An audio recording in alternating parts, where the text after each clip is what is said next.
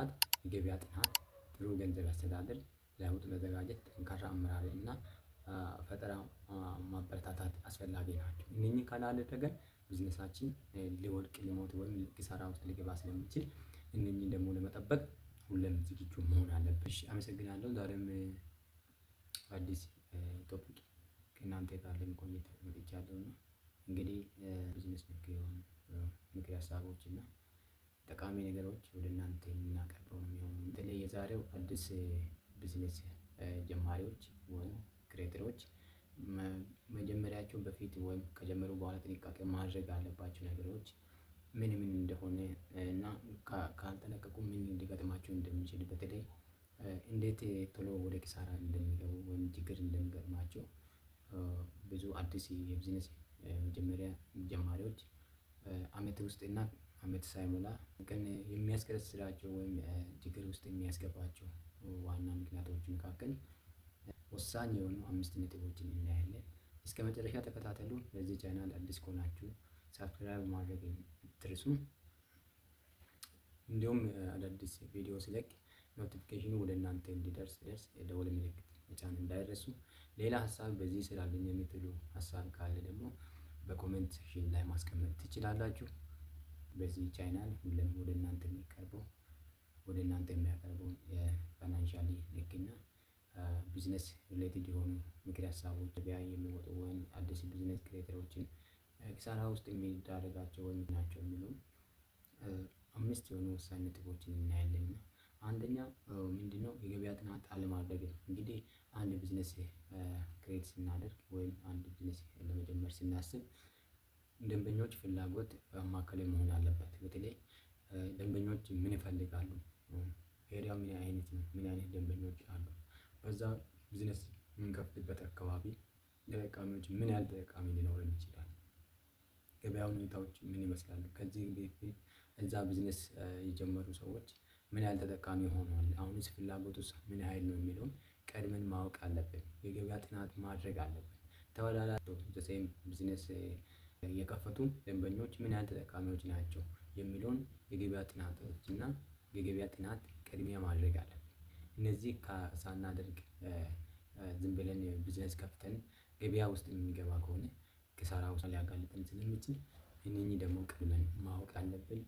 ሁለተኛ ደግሞ ደካማ ገንዘብ አስተዳደር፣ ገቢና ወጪ በአግባቡ ካልተቆጣጠረን ገንዘብ ችግር ይፈጥራል። ይህም ደግሞ ቢዝነስ ይቀጥላል። ስለዚህ ደካማ ገንዘብ አስተዳደር ሁለት ያህል ገቢ እያገኘን ነው፣ ምን ያህል ወጪ እያወጣን ነው የሚለውን ምን ያህል ወጪ እናወጣለን፣ ምን ያህል ገቢ ደግሞ መልሰን እናገኛለን የሚለውን ቀድመን ማወቅ አለብን ነገሮች ናቸው። ሶስተኛ ደግሞ ለውጥ አለመለማመድ ሊጥለን ይችላል። በተለይ የገበያ ሁኔታ፣ ቴክኖሎጂ፣ ደንበኞች ፍላጎት እና በቀጣይነት ሊቀያየሩ ይችላል።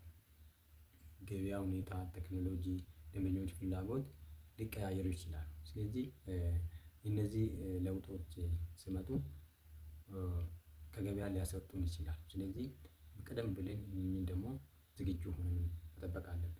ለለውጥ ዝግጁ መሆን አለብን። የትኛውንም አዲስ ነገሮች ሲመጡ አዲስ ቴክኖሎጂ ሲመጣ ደንበኛ ፍላጎት ሲቀያየሩ ገበያችን እኛም አብረን መቀያየር አለብን። ያኔ ቢዝነሳችን ተወዳዳሪ ሆኖ ይቀጥላል።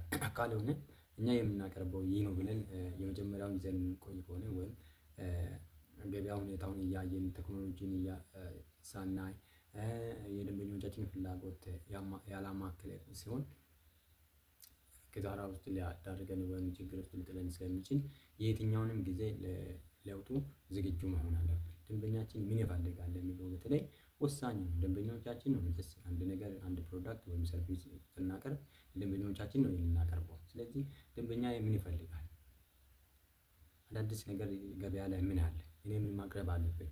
ሌሎችስ ተወዳዳሪዎችስ ምን እያቀረቡ ነው የሚለው እነኚህ ደግሞ ለውጥ ዝግጁ ሆነን መጠበቅ አለብን። ሌላው ደግሞ አራተኛ የአመራር እና የውሳኔ ችግር ነው።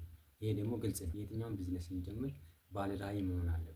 የለውጥ ሰዎች መሆን አለብን። የትኛውንም ጊዜ የውሳኔ ሰዎች መሆን አለብን። ከወሰንን ለለውጥ ከሰራን ባለራዕይ ከሆነን ውጤታማ እንሆናለን። በዚህ ከውድቀት በፊት ቀድመን ተጽዕኖ ለመፍጠር ስለምንችል ይህንን ደግሞ ለለውጥ ዝግጁ የውሳኔ ሰዎች አለን። የአመራርነት ብቃት ማሳየት አለብን። ቢዝነስ ስንጀምር የትኛውንም ስራ ስንጀምር አሁን ለምሳሌ አዳዲስ ቢዝነስ ክሬተሮች በተለይ ቶሎ ብሬክ አድርጎ ለመግባት ይፈራሉ። አዳዲስ ነገሮች ለመቀበል ይፈራሉ።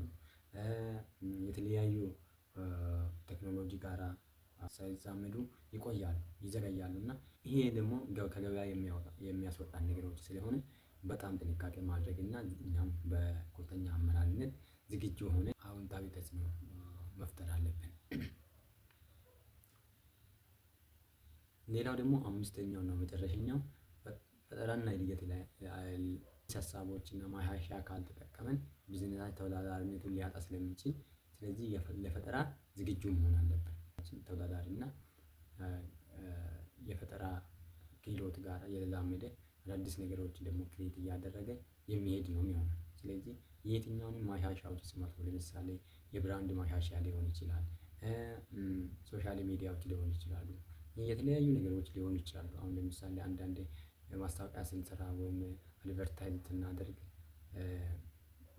የፈጠራ ሀሳቦች ሲመጡ እነሱን ቶሎ ተቀብለን የቢዝነሳችን ተወዳዳሪና ቀጣይነት ያለው ማድረግ ሲገባን ይህንን ደግሞ ሳናደርግ ስንቀር ቢዝነሳችን ወደ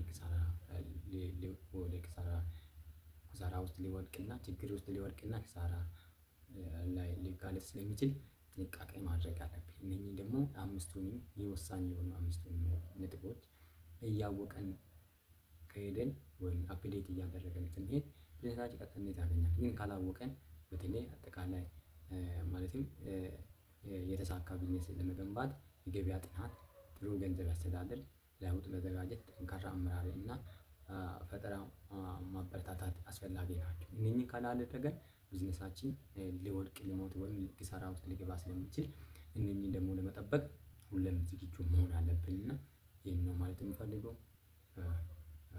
ከእኛ ጋር ስለቆያችሁ እጅግ አድርገን እናመሰግናለን።